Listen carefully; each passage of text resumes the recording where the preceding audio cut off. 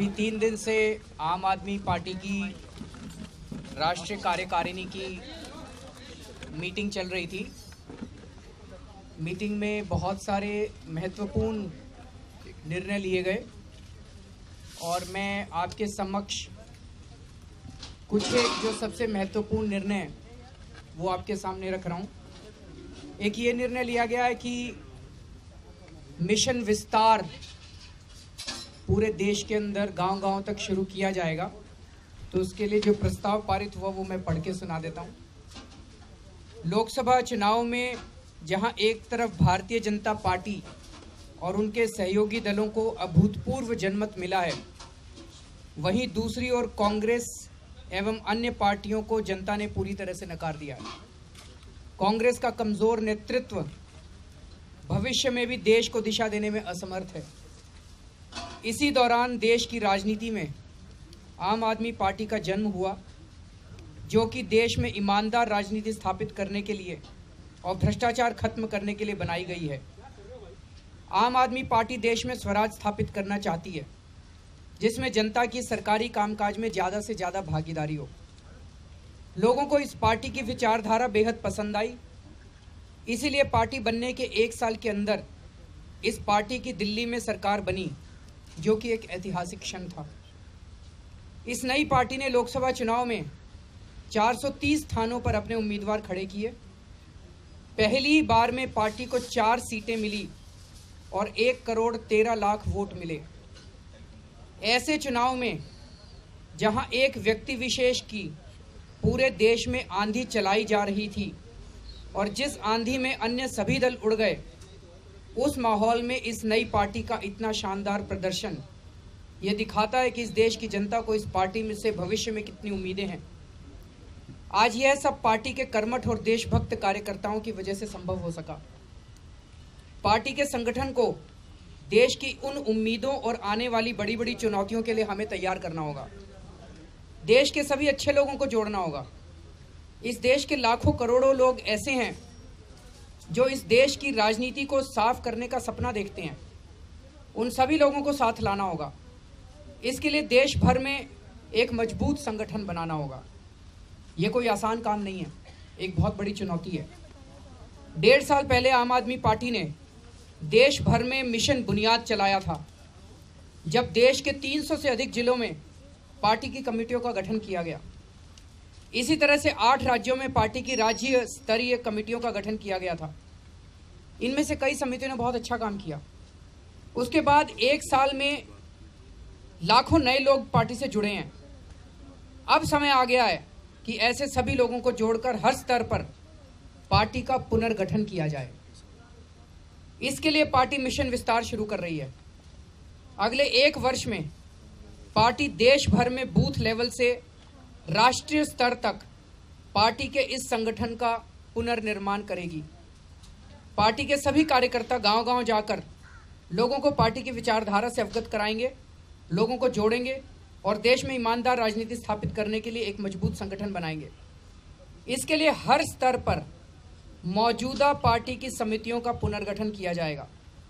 जिला और राज्य स्तर समितियों में नए और पुराने लोगों को लेकर पुनर्गठन किया जाएगा। ऐसे लोगों को काम दिया जाएगा जो गांव-गांव में घूमकर संगठन का निर्माण करेंगे और संगठन के लिए अधिक से अधिक समय देंगे। इसके बाद राष्ट्रीय परिषद और राष्ट्रीय कार्यकारिणी का भी पुनर्गठन होगा, ताकि समाज के विभिन्न वर्गों से लोगों को शामिल किया जा सके और नए लोगों को शामिल किया जा सके। और पुनर्गठित राष्ट्रीय कार्यकारिणी नई पॉलिटिकल अफेयर्स कमेटी का गठन करेगी। यह एक बहुत बड़ा काम है। इसके लिए पूरी योजना बनानी होगी। इस योजना का खाका तैयार करने के लिए और प्रारंभिक कार्य शुरू करने के लिए एक समिति का गठन किया जा रहा है। इसके अध्यक्ष पृथ्वी रेड्डी हैं। इसके अन्य सदस्य हैं श्रीमती अंजलि दमानिया, प्रोफेसर आनंद कुमार, प्रवीण अमनुल्ला, श्री आशुतोष, संजय सिंह, अतिशी मारलेना, कृष्णकांत सवेड़ा, पंकज गुप्ता और पुरुषोत्तम कुमार। अजीत झा जी इसमें विशेष आमंत्रित सदस्य होंगे। तो ये तो विशेष ये जो पार्टी का मिशन विस्तार है उसके बारे में। इसके अलावा पार्टी में एक और 2-3 दिन की राष्ट्रीय कार्यकारिणी में एक और प्रस्ताव पारित किया गया, मैं वो भी पढ़ के आज जो पार्टी देश भर में राजनीतिक स्थिति है, नरेंद्र मोदी जी देश के नए प्रधानमंत्री बने हैं। हम उन्हें बधाई और शुभकामनाएं देते हैं और उम्मीद करते हैं कि वे देश के लोगों की उम्मीदें पूरी करेंगे। कांग्रेस सरकार मुकेश अंबानी जी को फ़ायदा पहुंचाने के लिए गैस के दाम दुगने करना चाहती थी। आम आदमी पार्टी ने केंद्रीय चुनाव आयोग से अपील करके इस चुनाव तक उसे रुकवा दिया था। अब अखबारों में छपी खबरों के अनुसार बीजेपी की नई सरकार मुकेश अंबानी जी को फ़ायदा पहुंचाने के लिए गैस के दाम दुगने करने जा रही है। अगर ऐसा होता है तो महंगाई बहुत बढ़ जाएगी, खाद और बिजली के दाम बढ़ जाएंगे, सभी खाने पीने की चीज़ों के दाम बढ़ जाएंगे। हम बीजेपी की सरकार से अपील करते हैं कि गैस के दाम कतई ना बढ़ाए जाएं। हमने अखबारों में भी पढ़ा है कि सरकार डिफेंस के क्षेत्र में एफडीआई 100% एफडीआई परमिट कर रही है। ये तो बहुत गलत हो जाएगा। इससे तो हमारी रक्षा विदेशियों के हाथों में चली जाएगी। इस पर भी पुनर्विचार किया जाना चाहिए। अभी पुणे में एक संगठन के सदस्यों ने एक व्यक्ति की हत्या कर दी। यह बहुत दुखदाई है। हम इसकी कड़े शब्दों में निंदा करते हैं और हम उम्मीद करते हैं कि ऐसे संगठनों के खिलाफ सख्त कार्रवाई की जाएगी। आज देश के कई हिस्सों में महिलाओं के साथ कुकर्म हो रहे हैं। महिलाओं की सुरक्षा के लिए तुरंत ठोस कदम उठाए जाने चाहिए और इसमें सभी पार्टियों की सरकारों को मिलकर इस बारे में ठोस कदम उठाने होंगे। नई सरकार ने सुप्रीम कोर्ट के आदेश पर काला धन वापस देश में लाने के लिए एसआईटी का गठन किया है। इसका हम स्वागत करते हैं और उम्मीद करते हैं कि सरकार काला धन देश के बाहर जाने के जो तरीके हैं उन्हें तुरंत बंद करेगी। जैसे प्रोमिसरी नोट्स को बंद किया जाएगा, जिन देशों के साथ डीटीए में दोष है वो ठीक किए जाएंगे, इत्यादि। पिछले 15 दिनों में दिल्ली में बिजली और पानी की स्थिति बहुत खराब हो गई है। जब दिल्ली में आम आदमी पार्टी की सरकार थी तो दिल्ली में लोगों को 24 घंटे बिजली और पानी मिल रहा था, लेकिन पिछले कुछ दिनों में बीजेपी के कार्यकाल में दिल्ली में बिजली और पानी का बुरा हाल हो गया है। हम मानते हैं कि बीजेपी की सरकार को बने अभी कुछ दिन हुए हैं। हम मांग करते हैं कि केंद्र में बीजेपी की सरकार तुरंत दिल्ली में बिजली और पानी की किल्लत को ठीक करेगी। आम आदमी पार्टी ने अपने कार्यकाल में बिजली के दाम आधे किए थे। 20,000 लीटर पानी हर महीने हर परिवार के लिए मुफ्त किया था। जैसे ही आम आदमी पार्टी की सरकार गई, केंद्र की तत्कालीन कांग्रेस सरकार ने सब्सिडी खत्म कर दी और लोगों पर बिजली और पानी के बड़े दामों का बोझ डाल दिया। हम मांग करते हैं कि केंद्र की बीजेपी की नई सरकार बिजली और पानी पर तुरंत सब्सिडी दे और जनता पर महंगाई का बोझ हल्का करे। आम आदमी पार्टी के 4 सांसद इन सभी मुद्दों पर संसद के अंदर इन सभी मुद्दों को जोर शोर से उठाएंगे। इसके अलावा हमारी जो राष्ट्रीय कार्यकारिणी है, इसके अंदर कई नए सदस्यों को स्पेशल इनवाइटी के तौर पे आमंत्रित किया गया है। मैं प्रशांत जी से रिक्वेस्ट करूंगा, हाँ, जब तक पुनर्गठित नहीं होती अब नए मिशन विस्तार के तहत, तब तक के लिए कुछ लोगों को आमंत्रित किया गया। मैं प्रशांत जी से कहूँगा कि उनके नाम पढ़ के सुना दें। इनके नाम हैं आलोक अग्रवाल, जो कि मध्य प्रदेश से हैं और नर्मदा बचाओ आंदोलन से जुड़े रहे हैं और हमारे खांडवा के कैंडिडेट थे। अनिल त्रिवेदी, जो कि एक बहुत ही जुझारू पब्लिक इंटरेस्ट लॉयर रहे हैं, सारे संगठनों को मदद करते रहे हैं और हमारे इंदौर से कैंडिडेट थे। आशीष खेतान, जो कि बहुत ही इस देश के सबसे सर्वोत्तम इन्वेस्टिगेटिव जर्नलिस्ट कहे जा सकते हैं, हमारे नई दिल्ली से कैंडिडेट थे।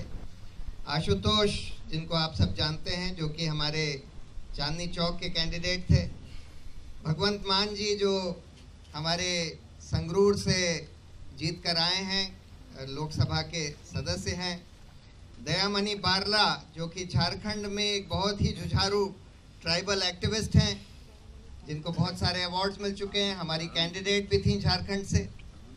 धर्मवीर गांधी जी, वो भी जीत कर आए हैं पटियाला से, लोकसभा के सदस्य हैं। दिलीप पांडे, जो हमारे नए जनरेशन के बहुत ही बढ़िया लीडर हैं, यंग डॉक्टर सलील शाह जो असम के हैं, डॉक्टर अशोक जो कि यहाँ दिल्ली के हैं, गुल पनाग जिनको आप सब जानते हैं जो कि चंडीगढ़ में हमारी कैंडिडेट थी, हरिंदर सिंह खालसा जी वो भी हमारे लोकसभा के सदस्य जीत कर आए हैं पंजाब से, जो कि पहले नॉर्वे के एम्बेसडर भी रह चुके हैं, आईडी खजूरिया जी जो कि जम्मू से हैं, कंचन चौधरी जो कि हिंदुस्तान की सबसे पहली महिला डीजीपी रह चुकी हैं और हमारी कैंडिडेट थी हरिद्वार से, कन्हूभाई कलसारिया जो एक बहुत ही जुझारू, बहुत ही रिस्पेक्टेड एक्टिविस्ट गुजरात के हैं जो हमारे कैंडिडेट थे गुजरात से, लिंगराज भाई जो कि उड़ीसा के बहुत किसान आंदोलन के बहुत ही सक्रिय सदस्य रहे हैं और वो भी हमारे कैंडिडेट थे उड़ीसा से, मुजफ्फर भट्ट जो आरटीआई के बहुत पुराने एक्टिविस्ट रहे हैं और हमारे कैंडिडेट थे श्रीनगर से, पंकज पुष्कर हमारे बहुत पुराने साथी, परवीन अमानुल्लाह वो भी एक बहुत जुझारू आरटीआई एक्टिविस्ट रही हैं, मंत्री भी थी वहाँ बिहार में, हमारी कैंडिडेट भी थी पटना से, प्रोफेसर साधु सिंह जो पंजाब से जीत कर आए हैं, फरीदकोट से हमारे लोकसभा के सदस्य हैं, राजमोहन गांधी जी जिनको आप सब जानते हैं हमारे ईस्ट दिल्ली से कैंडिडेट थे, सारा जोसेफ जो कि केरला में हमारी कैंडिडेट थी, बहुत ही रिस्पेक्टेड राइटर टीचर जिनको सारा टीचर भी कहते हैं वहाँ, सुनील अग्रवाल जी जो कि राजस्थान से हैं हमारे बहुत ही जुझारू एक्टिविस्ट, तनवीर मकबूल दर जो हमारे कैंडिडेट अनंतनाग से थे और विजय नायर जी जो कि बहुत ही यंग एंटरप्रेन्योर बम्बई में जो कि हमारी पार्टी के लिए बहुत दिन से बाकी सब काम धाम छोड़कर लगे हुए हैं, इन सब को, ये बहुत यंग आदमी हैं, इन सब को इसमें आप देखेंगे कि हर तरह के लोग हैं, बहुत सारे महिलाएं हैं, बहुत सारे कई माइनॉरिटीज़ के लोग हैं, ट्राइबल्स हैं, बहुत रिस्पेक्टेड लोग हैं, हर तरह के लोग हैं। ये सब नए नए लोग जो हमारी पार्टी से जुड़े हैं हाल में, इन सब को हम लोगों ने स्पेशल इनवाइटी अपने नेशनल एग्जीक्यूटिव में बनाया। एक चीज़ मैं और कहना चाहता था, बस वो काले धन के बारे में। देखिए, एसआईटी का गठन तो इस सरकार ने कर दिया क्योंकि सुप्रीम कोर्ट का आदेश था, रिव्यू पिटिशन जो कांग्रेस की सरकार ने फाइल करी थी वो खारिज हो चुकी थी, अब कोई और विकल्प नहीं था, एसआईटी का गठन तो करना था। लेकिन इसको सक्रिय बनाने के लिए अगर आप कालाधन सचमुच रोकना चाहते हैं, कालाधन का जनरेशन और वापस लाना चाहते हैं, तो आपको उसका जो जिस वजह से वो जनरेट हो रहा है और जिस वजह से वो आसानी से बाहर और अंदर जा सकता है, राउंड ट्रिपिंग हो सकती है, उसको रोकना पड़ेगा। उसके लिए आपको सबसे पहले तो ये जो पार्टिसिपेटरी नोट्स जैसे इंस्ट्रूमेंट्स हैं जिसके द्वारा अनोनिमस तरीके से, यानी कि जिसका पैसा है उसका पता ना लगे, उस तरह से आपने इन्वेस्टमेंट्स हिंदुस्तान में परमिट किए हुए हैं, आपको पहले तो वो बंद करना पड़ेगा। फिर जो टैक्स हेवन से जो कंपनियों के द्वारा पैसा आता है, जो पैसा बाहर जाता है, वो फिर टैक्स हेवन्स में कोई फर्जी कंपनी या कंपनी बनाकर उसके द्वारा वापस लिया जाता है। और टैक्स हेवन से आपने डबल टैक्सेशन एग्रीमेंट वगैरह जो किया हुआ है उसमें ये बोला हुआ है कि भाई आपको ये बताने की ज़रूरत नहीं है कि इस कंपनी के मालिक कौन है, किसका पैसा है। आपको वो सारी ट्रीटीज रिवाइज करनी होंगी, आपको ये इंटरनेशनल कन्वेंशन अगेंस्ट करप्शन के द्वारा इन देशों से पूछना पड़ेगा कि भाई ये कंपनियों ने जिन्होंने हिंदुस्तान में इन्वेस्ट किया हुआ है किसका पैसा है। फिर आपको एक कानून पास करना पड़ेगा, prevention of money laundering act में एक अमेंडमेंट करना पड़ेगा, जिसमें आपको ये कहना पड़ेगा कि हर सिटीजन को अपने सारे अकाउंट्स डिस्क्लोज करने पड़ेंगे और जो कंपनियां बाहर हैं जिसमें वो शेयर होल्डर्स हैं या किसी डायरेक्ट या इनडायरेक्ट कोई भी होल्डिंग है उनकी, वो डिक्लेयर करनी पड़ेगी, और जो नहीं डिक्लेयर करी जाती उसको लॉन्डर्ड मनी माना जाएगा और वो कॉन्फिस्केट कर लिया जाएगा। जब आप ये सब काम करेंगे तब तो आप ये काले धन का जनरेशन रोक सकते हैं। तो इस सरकार का रियल टेस्ट ये नहीं है कि उन्होंने एसआईटी का गठन कर दिया, ये तो करना ही था। रियल टेस्ट ये है कि अगर आप सचमुच ये सब रोकना चाहते हैं, और रिलायंस का तो आप लोगों को पता ही है कि 6,500 करोड़ जिसका हम लोगों ने खुलासा किया था, इसी तरह से कंपनी से साइफन आउट करके गैस के ही मामले में, और उसको वापस लाया गया सिंगापुर के द्वारा, जिसके बारे में सिंगापुर हाई कमीशन ने 3 साल पहले भारत सरकार को चिट्ठी लिखी थी कि ये बहुत ही कुछ गड़बड़ पैसा है और रिलायंस की 4 कंपनियों में डाला गया है, क्योंकि जिस कंपनी के द्वारा आया है उसके पास कोई एसेट्स नहीं है, कोई शेयर होल्डिंग नहीं है, और ये कुछ गड़बड़ पैसा लगता है, इसका आप इन्वेस्टिगेशन करिए। अभी तक उसका कोई ठोस इन्वेस्टिगेशन नहीं किया गया। तो जब तक आप ये सब चीज़ें नहीं करेंगे तब तक आपकी इच्छा शक्ति कि आप रियली इसको रोकना चाहते हैं वो नहीं जाहिर होगा। हाँ जी, सारे सॉर्ट आउट हो गए, सारा परिवार वापस एक साथ है, हंसी खुशी सब लोग एक साथ हैं।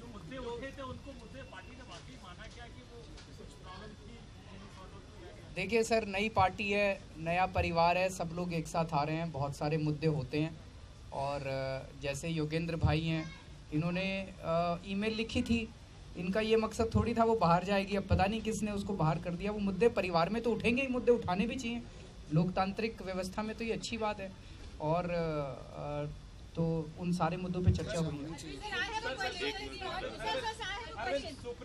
एक जानकारी आप लोगों को दे दें कि अभी 2 दिन पहले ये खबर चलाई गई कि वेस्ट बंगाल की आम आदमी पार्टी की पूरी यूनिट भारतीय जनता पार्टी में शामिल हो गई।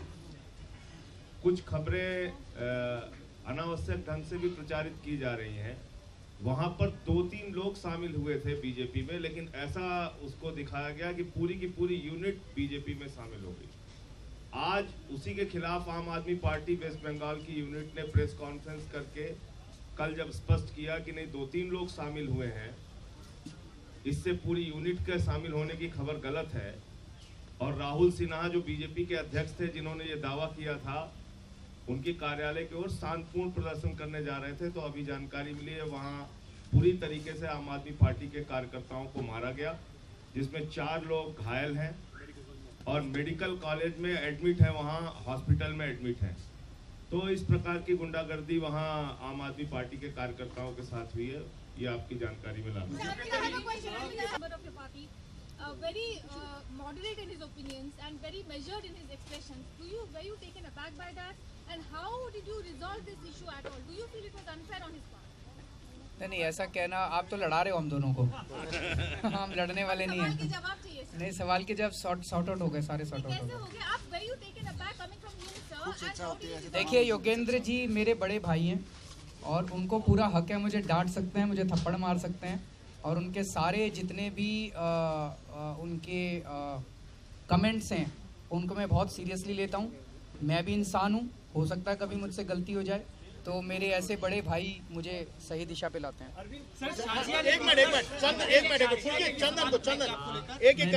क्योंकि आपको दिया था उत्तर, शायद बाकी सबको नहीं दिया हो।